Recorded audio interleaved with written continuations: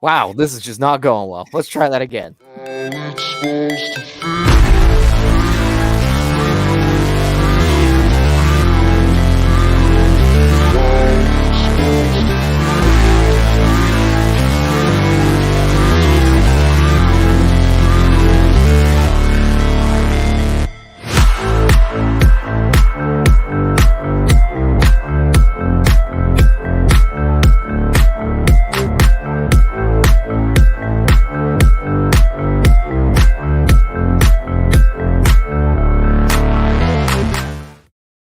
What's going on, beautiful people? It's the North Shore 9 Postgame Show. I'm Tyler. With me is Neil.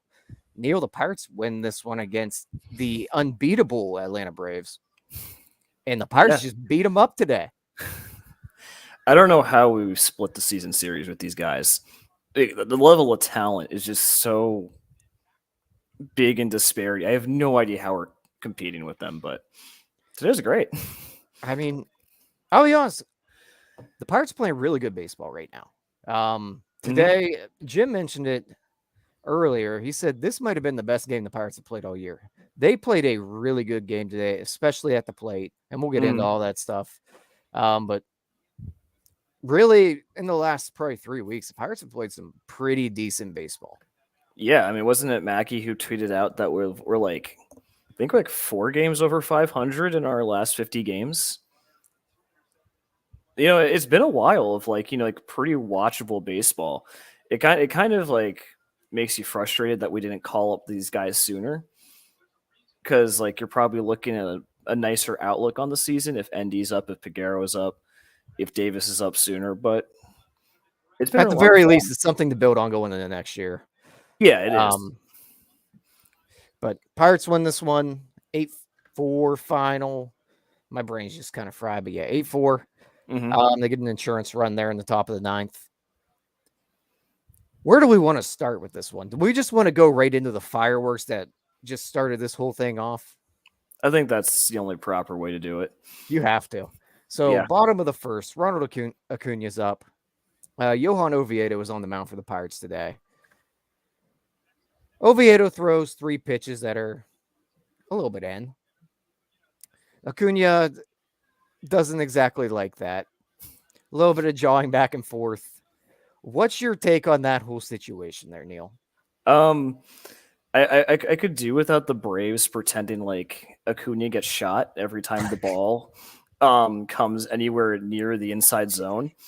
But I mean, Oviedo's been doing this for a while. Oviedo is, I don't know if have you seen the video of him jawing with a Giants player as a Cardinal? I don't believe I have. Yeah, like even as a Cardinal, like as a rookie, like he was like going after like Giants players. So I love the fight. I love and unlike, because I know a lot of people had issues with how Rich Hill did it. Johan Oviedo is not out there, yelling at his teammates, even though I don't mind that. Like he's going at the opponent. And I love that. Yeah, it seemed to at least give a little bit of spark to the team today. I don't really have a problem with Acuna being upset and getting frustrated by continuing to be hit, but at the end of the day, like that's how you have to get him out. You have to pitch him inside. You leave anything over the heart of the plate and he's going to kill you. So you got to pitch him inside. And it's not like these pitches were at his head. Yeah. Like he still had a good bit of room to move. No, he and wasn't like getting drilled in the back.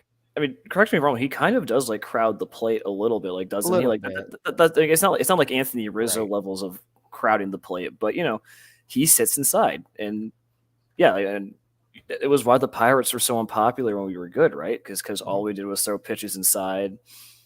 Clint Hurdle was there. Like, I don't know. I have zero issue with what Oviedo did today. No, and I really don't have an issue with anything like Snicker getting tossed, all that stuff, protecting his own players, Acuna being mad. I don't really have an issue with it. Now, the next at bat or the at bat after that, when the next pitch comes inside and you start jawing again, okay, get over it, dude. That ball is like 3 feet from you. Yeah. Like, you're allowed to use that side of the plate. It's okay. I mean, like if your scouting report tells you to throw it inside, then you got like, I don't know, like Acuna. I mean, get guys out like Acuna. I don't think any hit he had today was in the zone. Yeah. So might as well throw it inside and try to get him out. Like he's just that good. And especially when it's a guy like Oviedo, he has to throw inside because he's got to play that slider off of it. Mm-hmm. So he's got to be able to use that part of the plate. And he's got to be able to locate his fastball, because when he can't locate his fastball, that's when things get bad. And I don't know how to make of Oviedo's start as a whole, right? That's where I wanted to go with this next. So I'd like to hear your opinion on what you think of it. I think I'm encouraged by how many swings and misses he got. Mm-hmm. I think the issues of him being inefficient are still hurting him. Like 92 pitches. Yeah, a lot. And the Braves are not easy to get out. No, like the Braves are the best offense in baseball, and that's why I can't blame them too much, because the Braves mash everyone, but they don't even just mash everyone. Every 1 through 9 in the lineup has extended at bats. Yeah, they do. They're aggressive. They foul everything off. Like, I would say that I think Oviedo's bad starts look worse than they actually are, just because he's one of 2 starting pitchers we have on the team. So when he doesn't do well, that really puts the strain on the bullpen in the bullpen days, and but he's a flawed starter, isn't he? Yeah, oh, absolutely.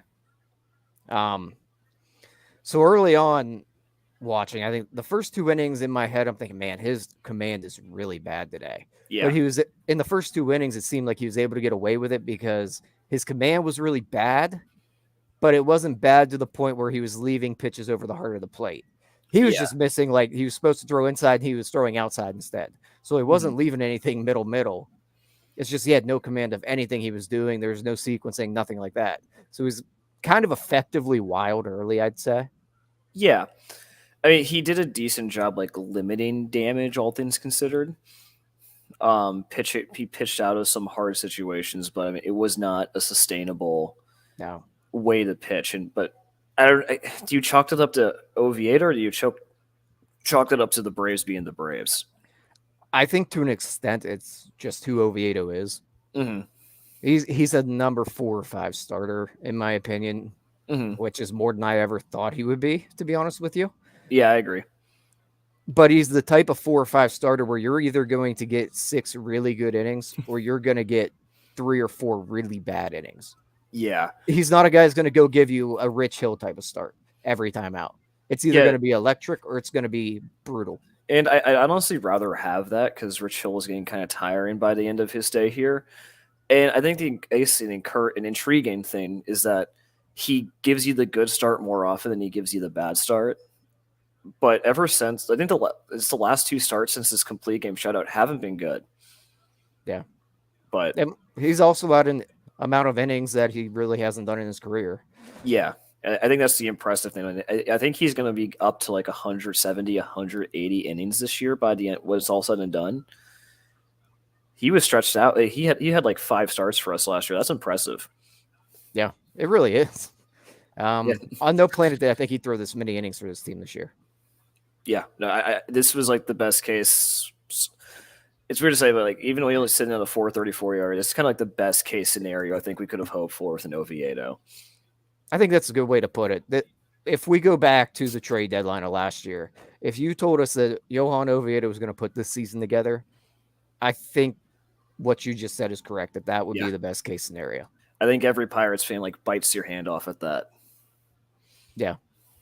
Well, maybe best case scenario would be that he's just a dominant lights out bullpen guy, but that's a conversation for another day on which one we prefer. Until we roster 5 starting pitchers, that's just not going to happen. Yeah, and that's just a conversation for another day. Yeah. Do I have to do it? Do I have to give a guy credit? Which one? The guy that came in. Well, there's 2 of them actually that I can give credit to here. So I might as well just get it all out of the way right now. I think that Derek Shelton might have made his best call of the year in pulling Oviedo when he did today. Can we call it a Derek Shelton masterclass? I wasn't gonna bring it up. I was gonna keep it a Derek Shelton free show, but yeah, I will say that I think it was obvious to pull him at that point. Yeah, But the obvious isn't usually what these teams do, especially in a spot where you have 2 starting pitchers. yeah. Like I think Jim was even tweeting about it last night. How like Shelton was kind of forced to leave Mitch Keller out to die, Right. but pulling you needed to go get Oviedo. He was kind of suffering out there in the 4th. And I don't know. And how he just hit another batter. Yeah. I don't know how Ryan Barucki does it, man. Like we have the Canes. Like our bullpen is full of lefties who I have no idea how they get any outs. No, they're full of me. Yeah, these guys look like me in high school. They throw like 60 miles an hour, and they throw an off-speed pitch, and they just can't be hit. Yeah. It's kind of like the culminate. Like I think Ryan Barucki is kind of like the entire pitching philosophy coming together. Spam sliders, get outs. And in some cases it works. For guys like him and Perdomo, it works. Right. And I have no idea how it keeps working. I guess the one thing I'll say about Barucki to this point is, well, the slider's okay. But what he's really done well is he's just not walking anybody. Yeah. The command's been pretty good. I think the slider's okay. Jim keeps talking about the fastball. I think the fastball blows. I've never been impressed by his fastball. I don't know. He's striking people out all of a sudden. He never did that before. And yeah, right now he's pitching well. So I got to give him some credit here. And he came in a big spot today, gotten out, and then got through another, I think, 2/3 in the next inning. So another good outing from him. Yeah, it brings his walk percentage to 2.5 on the year. That's crazy. Like, yeah, he's not walking anybody. Like striking out 20. If you're striking out 20, like at 24% of your batters and walking 2%, like that is a valuable reliever. And it's kind of like crazy to think about, considering coming into this year we had one left-handed pitcher on the 40-man roster. So the fact that we found hopefully 2 guys in Perdomo and Barucki, it really helps the bullpen going into next year. And I can't believe this bullpen only gave up 1 run to the Braves over 6 innings. Yeah. Especially when you go Barucki, Colin Selby, who had a 7 ERA. Yeah. Carmen Majinski, who has struggled as of late. And then your back 2 guys should be able to lock it down. And they did. Yeah. Like Bednar was, but well, I guess we can go in order. Yeah. I mean, I just wanted to touch on Selby real quick. I think today was probably the best I've seen him look. He looked really good today. Breaking stuff looked good. He's had a couple like real good. Yeah, he's had a couple openers where he's looked really, really solid, gone 2 innings. Today he looked absolutely dominant. Like, 3 strikeouts, it was 4 outs where he looked really well. And it's kind of like those days where you can kind of see, the pitcher, like as a guy who can stick in this bullpen. Right. But he kind of has like that Johan Ramirez type of ability to completely melt down and malfunction once a week. So I don't know how to feel about him yet. Yeah, I feel like I say this every time, but every bullpen in baseball should have like a couple Colin Selbys on their team. Like he is kind of a dime a dozen type of dude. But the stuff is kind of the stuff is a little nutty. Like it's good. But a lot of teams, like there's a lot of guys in baseball that have really good stuff. Yeah. But to this, I think I've been slightly impressed by him. I want to see more. Mm-hmm. I like him in the bullpen. I think, I can't fathom him as a starter, but I mean, no, the control just isn't there yet. Right. And I think that goes just with a lot of the guys who just aren't good in our bullpen. It's just a control issue. Yeah. And if they had good control, they probably wouldn't be on the Pirates. Yeah. Or they probably wouldn't be in a bullpen. Yeah. True. And then after Selby, Majinski came in. He got outs, I guess. Didn't really look good. I think he gave up a run. It's hard to like fault any pitcher to give up a home run to this year Matt Olson though, but he didn't look very good. No, he didn't. He looked like he was very struggling. He was struggling very much to find the zone today. Yeah, and but I still like Majinski more than about 90%. Besides two other guys in this pen, I think he's probably my third arm I rely on the most. So I'm not going to be too worried about him tonight. Yeah, I like him. The stuff plays up. I think the velocity on the fastball is not like incredible or anything, but it really does seem to play up. Yeah, so. And he just kind of slot in because like Ben Sherrington loves his extension guys, right? And he's like at an above average extension that makes his 96 mile an hour fastball like look a lot faster. So right. No, it does get on you quick. Then Holderman and Bednar, ho hum. Yeah, I don't know what else to say about them. They've been pretty good all year. Yeah, Colin Holderman's still a bit of a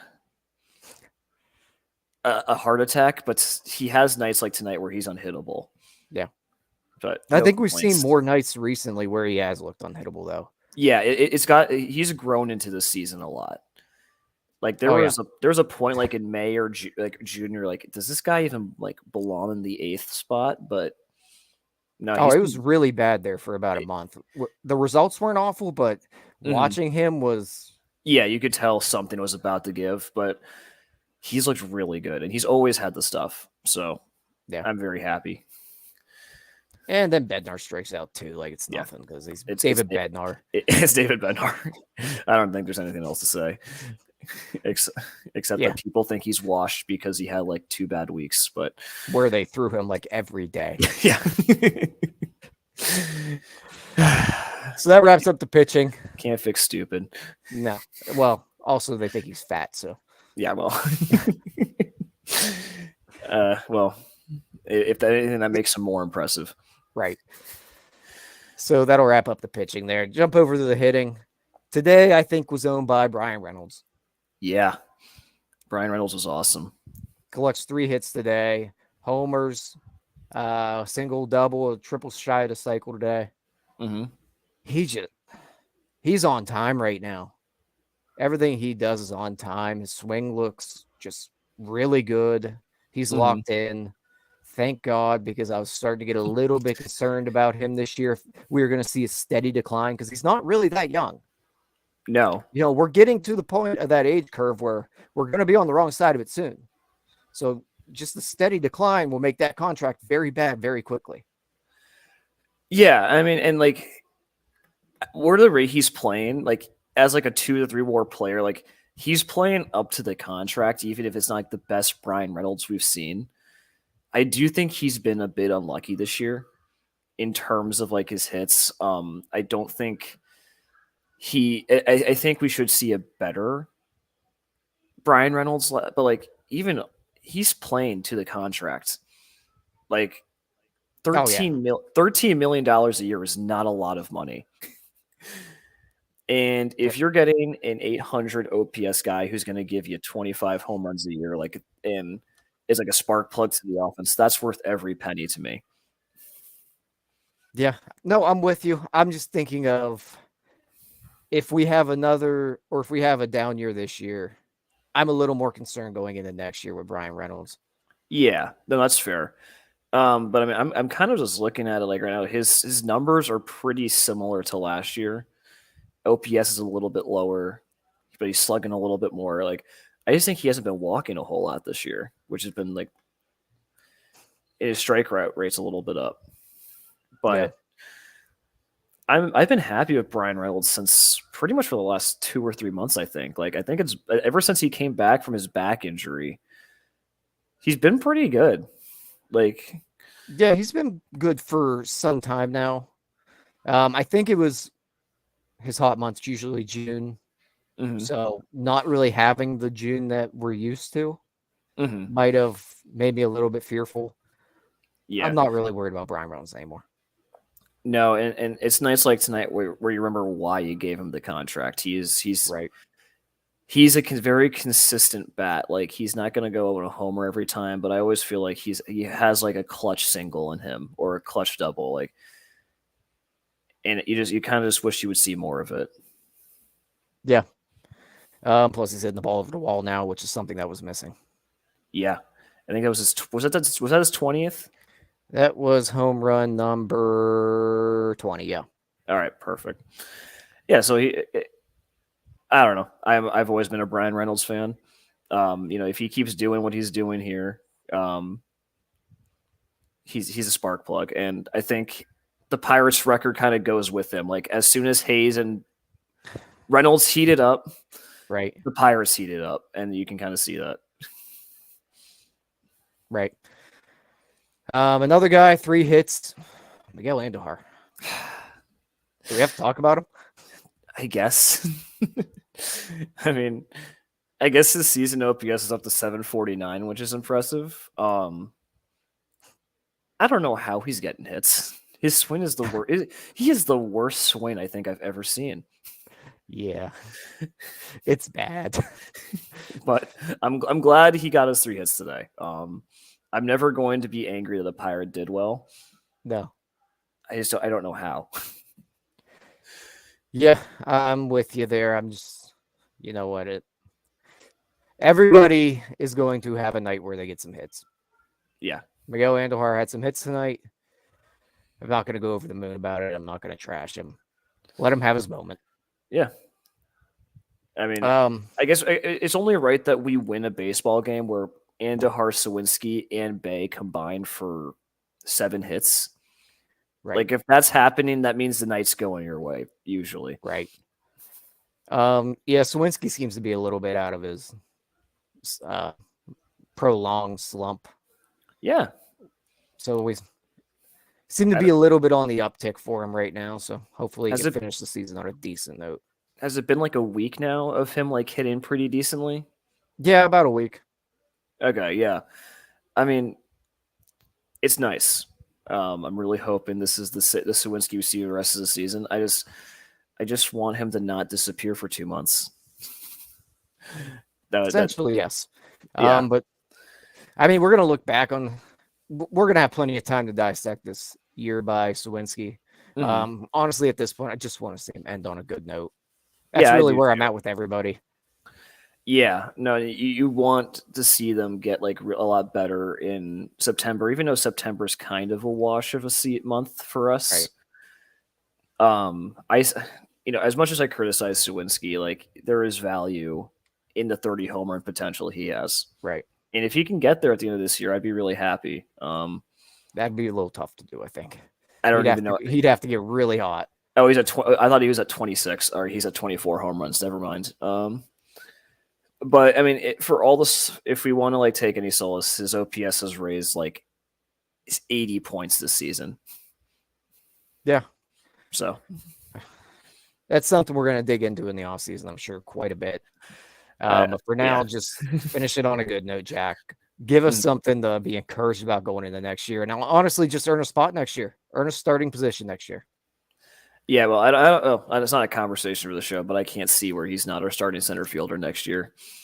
Even if he like doesn't get a hit the rest of the way, I think he's our starting center fielder next year. I don't know, but we don't need to talk about that right now. I did want to talk about just one more thing, and it's a guy that I don't really love to talk about, but I will just for the sake of the show here. G1 Bay did have a nice night. And there's something just watching it. He'd made a couple really nice base running decisions, able to score on, I believe it was Bryan Reynolds or Brian Hayes. I don't remember which one it was that hit it. Ball gets bobbled in the outfield, scores from first. Mm-hmm. Is able to take second on a single. I'm sitting there thinking about it. The one thing that kind of excites me about next year is the potential speed that this team could have. Yeah. No, and like you can clearly look at like a G1 Bay and see like the value he has like as a bench player or as a utility guy, right? Like he has the speed. I don't think the bat is good enough to play like as an everyday starter. But like, he's good at what he does, which is be fast, make plays, and he will get on base sometimes, but yeah, you're right. I don't love him either. But he is a spark plug. He is a spark plug, yeah. He's going to be on the roster next year because of his spark plug, and you can kind of tell that the offense has kind of missed that spark plug element because I don't think there's another G1 Bay type on this roster. No, there's not. And when he's on, this offense is really good because he is able to create runs by himself. Yeah, like that play, I couldn't believe he scored from first. Yeah. On that play, like that was crazy speed.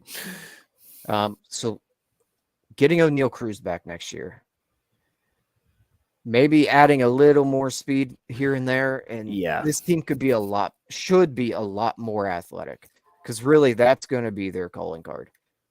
Yeah, I mean that's how they won in April, right? Like they were just being out. They were playing good defense. They were playing good. They were running the base as well. They were aggressive, and I really hope the ankle injury doesn't hurt Cruz too much. Right. But no, I agree. That is something. Like Sawinski's fast, Peguero's fast. And he's an athletic catcher. Yeah.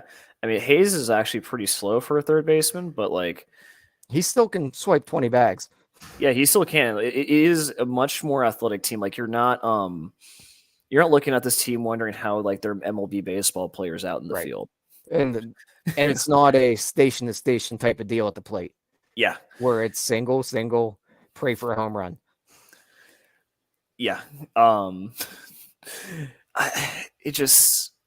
bar is so low for us that this is what we're talking about. Right. Well, it is what it is. I think 2021 it was employ 3 outfielders. Now it's like just don't suck in the field. Like it's our standards are slowly rising, but hey, I just want more athleticism on this team. I do too. Like because I think the Braves look at the Braves. The Braves are a very athletic team. They steal tons of bases. They field the ball extremely well. They're aggressive at the plate. Like obviously we're not going to be the Braves next year, but like it is something to like aspire to be. Right.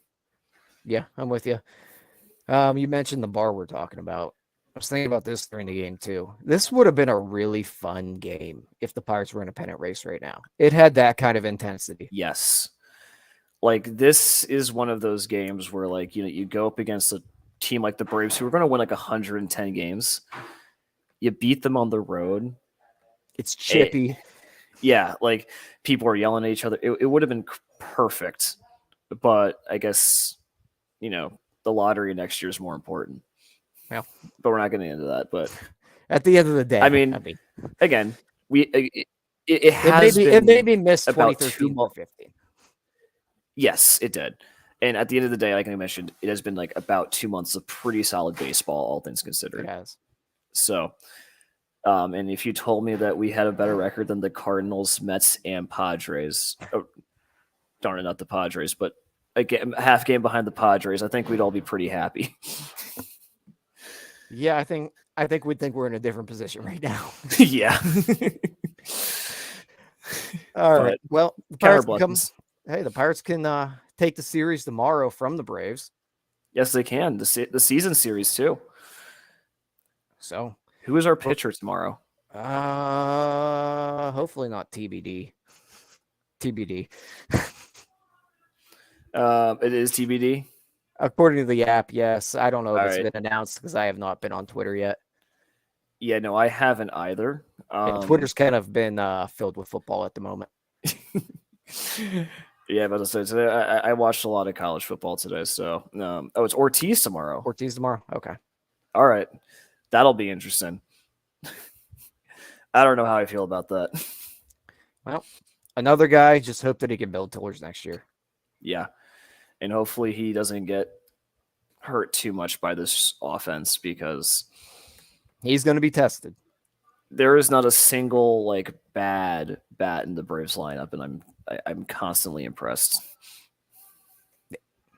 They're very good. Yeah. And somehow the Pirates can take the season series. I mean, or didn't we take the season series from the Dodgers too? Like we're just we're just boogeymen for like a couple good teams, and then we lose like win a combined 4 games against the Cubs and Brewers. Like c'est la vie. Oh well. All right, Neil, let's get out of here. Steelers open up tomorrow. Pirates are on tomorrow. Pittsburgh sports are all the way back tomorrow. Yeah. Have fun for the 10 sickos here who will be watching the Pirates game while everyone else is watching the Steelers game tomorrow. Yeah, I won't be watching the Pirates. I'm sorry. Yeah. I'll probably have like the Pirates on and like on my phone while the Steelers are playing. They'll get a TV somewhere. Yeah. All right, let's get out of here. Pirates win at 8-4. See you guys later. Peace out, Girl Scouts. Hey, you all. Thank you for watching. I know we try to provide the most entertaining content that we can, and we'd love to spread it to as many people as possible. So I know it doesn't seem like a lot, but if you could take the 5 seconds to like this video and subscribe to the page, it helps out so much more than you know. Thank you, and let's go Bucks.